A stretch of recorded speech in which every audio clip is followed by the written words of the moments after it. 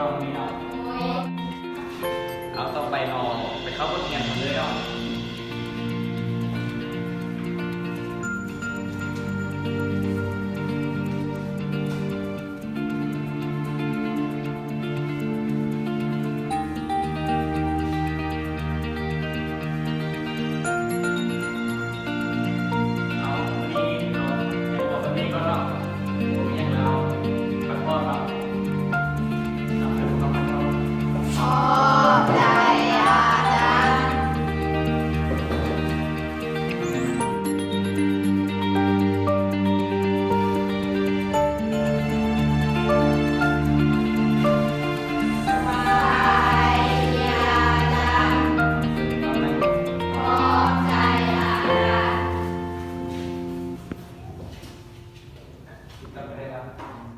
เอาอาจารย์คนอนุญาตเช็คชื่อบุตรค้าก่อนเนาะ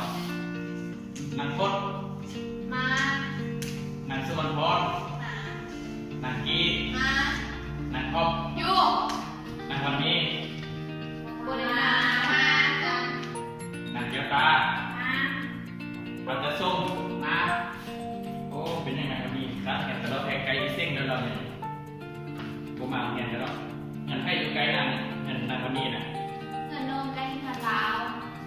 มุนแจ็คกับผมที่เรามาเห็นโบสถ์แต่ละที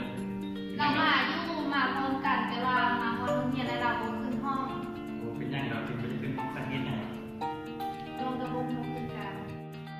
เอาตรงนี้เอาเห็นตรงนี้ก็เนาะเสร็จพอน้องพักผ่อนเลยขอบใจอาจารย์ห้องระดับปัจจุบันเราอาจารย์นี่คนนี้โอ้ย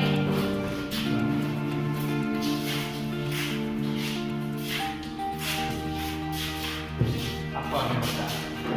อยากพักดีไปให้ผู้ปกครองงานมันดีพักผ่อนเลย